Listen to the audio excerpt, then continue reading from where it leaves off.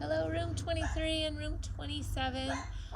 We are on chapter 7. So just recapping, remember they won the World Series, and what had happened was he didn't get the MVP, so he was a little upset with that.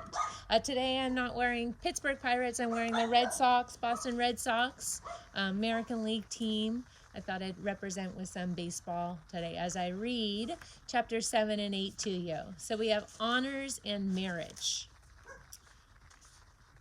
As good as he was on the field, Roberto was still facing racism off of it. At this time in America, the question of civil rights, equal rights for people of all races, was a major issue. Remember, this is the late 50s, early 60s. So all that stuff that we talked to you during the school year, when we talked about Dr. Martin Luther King, this is when he's trying to play baseball at that time. He was not afraid to speak about his feelings. During spring training before the 1961 season, he and other black teammates still lived apart from the white players. Roberto said, "In a way, it was like being in prison. Everyone else on the team has fun during spring training. They swim, play golf, go to the beaches. The only thing we can do is put in time until we head north. It's no fun." Roberto watched the news about the civil rights movement closely.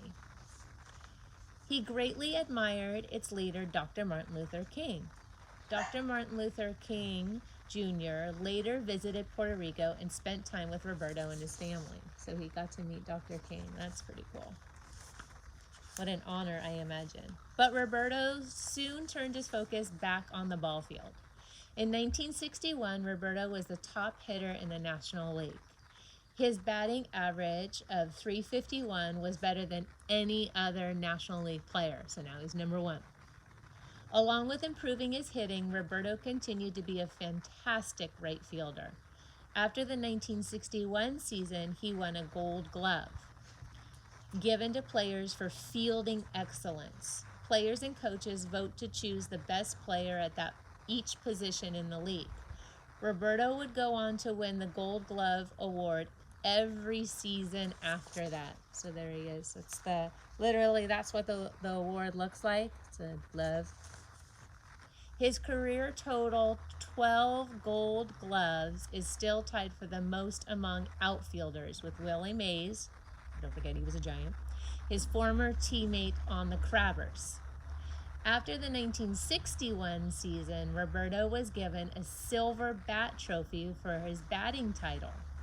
When he returned home later to Puerto Rico, he said, "In the name of my family, in the name of Puerto Rico, and in the name of all the players who didn't have a chance to play for Puerto Rico in the big leagues, I thank you."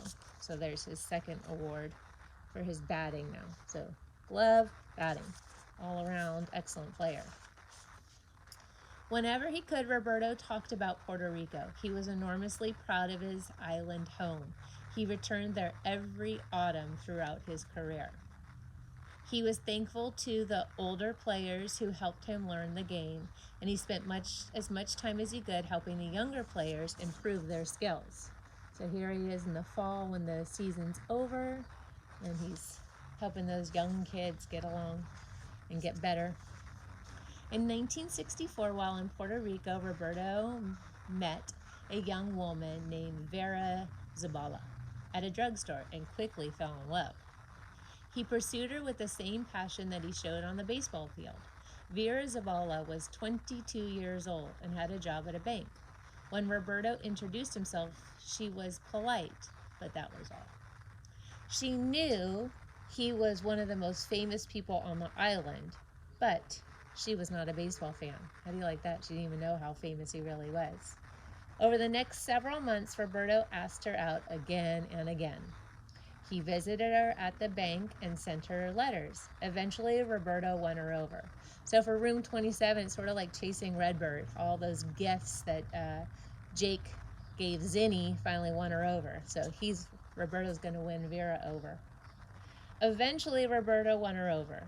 She agreed to go on a date, but only after getting permission from her parents. On the day of their first date, Roberto picked her up at the bank. Vera's co-workers were so excited to see the baseball star. They all came out to the street to watch the couple leave. Roberto was in a hurry. The first time he came to my home, Roberto said that he was going to marry me, Vera remembered.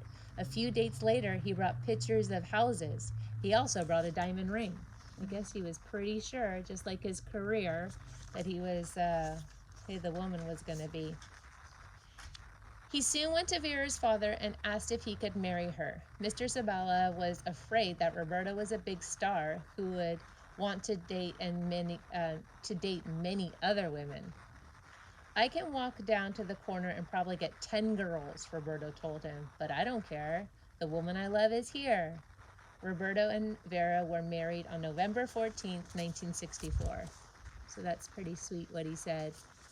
All right, Chapter 8, Family First. Along with his success on the baseball field, Roberto now had something else to be proud of, his growing family. Roberto and Vera had their first son, Roberto Jr., in August of 1965. Their second, Luis Roberto, was born July 1966. So a year apart. They went fast having those kids. Now that Roberto spent most time at home, he began a new hobby. He went to beaches near Carolina and collected driftwood. Then he would shape the wood into furniture or gifts for his friends. And he bought an organ for the Clemente's new home and taught himself how to play it. Roberto Jr. remembered people coming to their house all day long. They wanted to meet the great Clemente.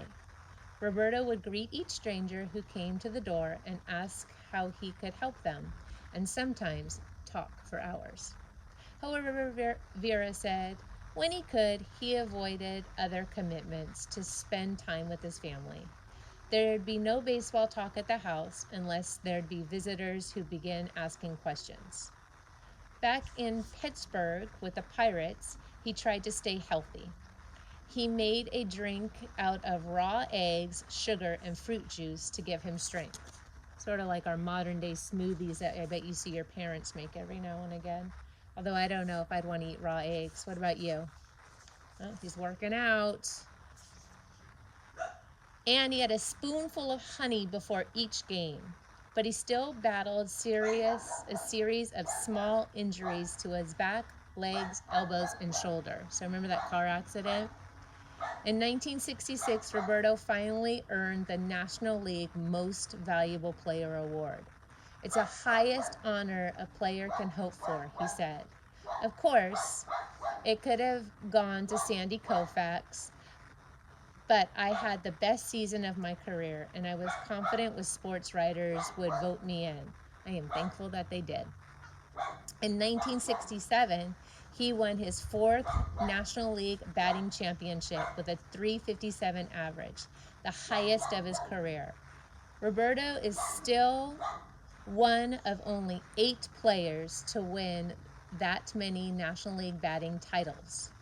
Despite his growing fame, Roberto answered his fan mail regularly. He always sorted it so that first he would answer the letters from children in cities where the Pirates would be playing next. And he often visited children's hospitals as the team made their way around the country. So that's pretty cool.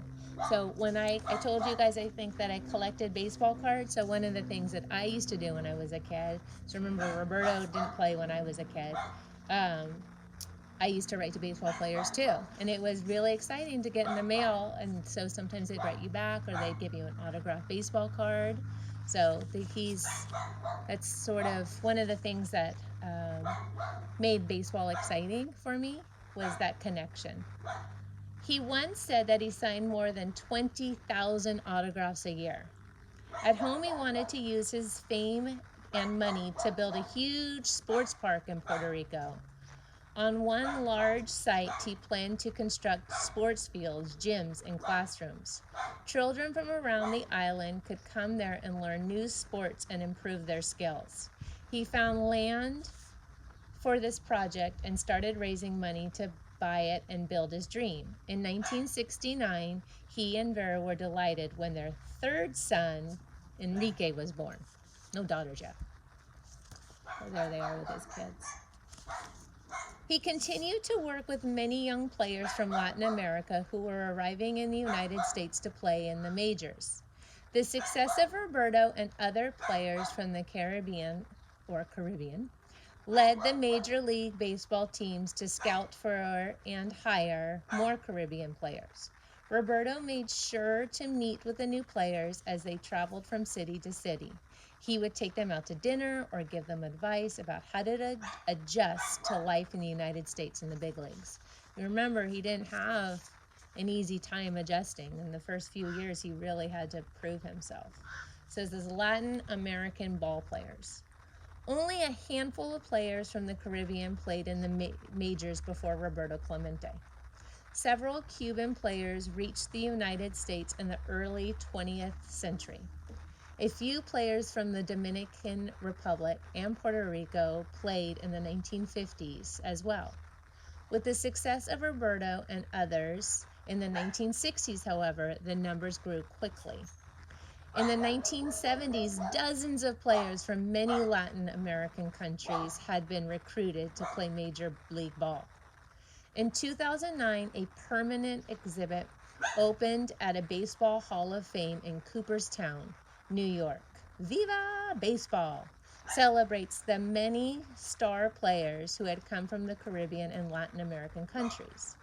In addition to Roberto, some of the great Latin American baseball players are Tony Perez and Tony Oliva from Cuba, Rod Carew and Marino Rivera from Panama, Juan Marichal, Pedro Martinez, Alberto Pujols, and Robinson Cano from the Dominican Republic, Ivan Rodriguez and Roberto Alomar from Puerto Rico.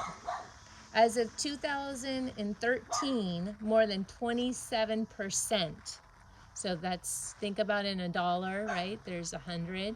So think a little over a quarter of the players in the major leagues are now from Spanish speaking. So it went from, and you think about that in the 60s, hardly any.